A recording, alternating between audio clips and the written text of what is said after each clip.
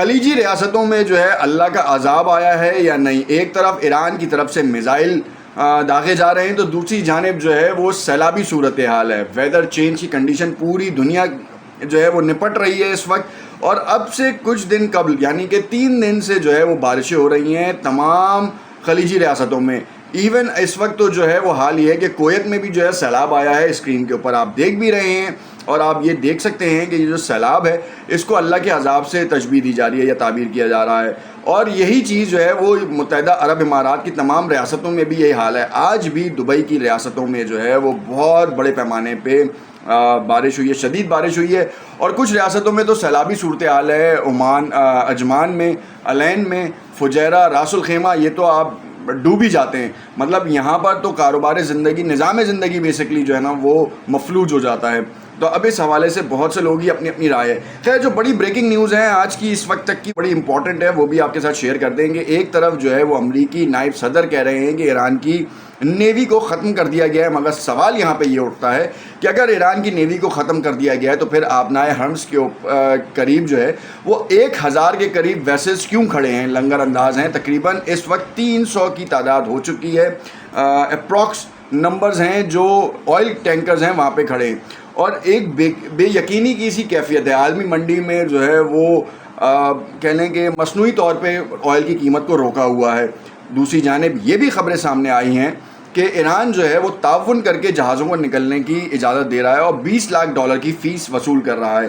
اس میں کتنی صداقت ہے یا تو آنے والا وقت بتائے گا، مگر 3 جہازوں کے حوالے سے عرب میڈیا نے رپورٹ کیا کہ ایران نے اسے چھوڑا، اور عباس عراقچی جو کہ ایران کے اہم منصب پہ فائز ہیں، فورن ہیں، انہوں نے یہ کہا ہے کہ ہم نے کسی کے لیے نہیں کیا، ہمارے ساتھ تعاون کریں، اور اگر وہ کوئی دہشت گردانہ کارروائیوں میں ملوث نہیں ہے ویسل تو اس کو جانے کی اجازت ہے۔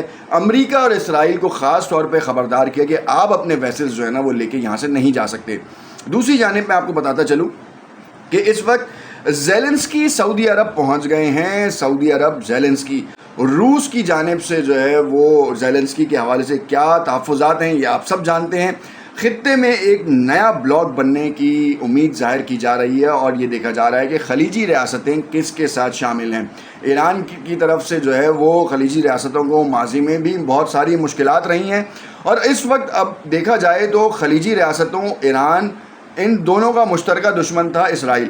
اب ایک طرف اسرائیل کے اوپر جس طریقے کی ایران نے بمبارڈمنٹ کی ہے، اس میں کوئی شک نہیں کہ ایران نے جو ہے وہ لوگوں کو سرپرائز کیا ہے اپنے میزائل پروگرامز کے حوالے سے، اپنے ایٹمی پروگرامز کے حوالے سے، اور اپنی کیپیسٹی کے حوالے سے۔ تقریباً 95 کے قریب اعلیٰ کماندار جو ہیں، اعلیٰ منصبوں پہ فائز افراد جو ہیں، وہ ان کو جہاں بھاگ کیا گیا، مگر اس کے بعد جب بھی کوئی نیچے والا بندہ جاتا تو اس کے بعد جو دوسرا بندہ آتا وہ اس سے زیادہ پاورفل یا اس سے زیادہ اسٹریٹجکلی امپورٹنٹ ہوتا۔ یہ دنیا کے لیے بڑی امپورٹنٹ چیز تھی، اور اس وقت خلیجی ریاستیں اسی چیز سے پریشان ہیں کہ آخر ہم اس سارے معاملے سے کس طریقے سے نبرد آزما ہوں۔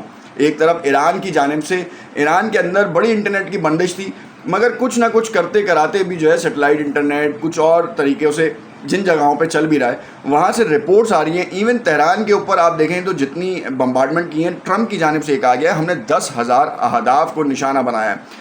اگر مان لیں 5,000 اہداف کو نشانہ بنایا گیا ہے تو آپ کی سوچ ہے کہ اس وقت 5,000 اہداف کا مطلب یہ ہے کہ تقریباً جو ہے نا 10 سے 15,000 افراد کی اموات ہونا، کیونکہ جن علاقوں میں جو بمبارڈمنٹ کی یہ بتا رہے ہیں بات چیت وہ ڈینسلی پاپولیٹڈ ایریاز ہیں۔ ہاں یہ ضرور ہے عام عوام جو ہے وہ اس جنگ کا شکار ہو رہی ہے، مگر وہ اس مقصد کے لیے جو ہے وہ تیار ہیں۔ آپ کو میں ماضی میں بتاؤں کہ جان ایک صحافی ہیں، انہوں نے باقاعدہ طور پر بازار سے رپورٹنگ کی، اور رپورٹنگ میں انہوں نے یہ دکھایا کہ اوپر سے بمبارڈمنٹ ہو رہی ہے اور عوام جو ہے نا وہ احتجاجی ریلی میں، یعنی کہ پروٹیسٹ جو بیسکلی ہے وہ اظہار یکجہتی کے لیے تھا۔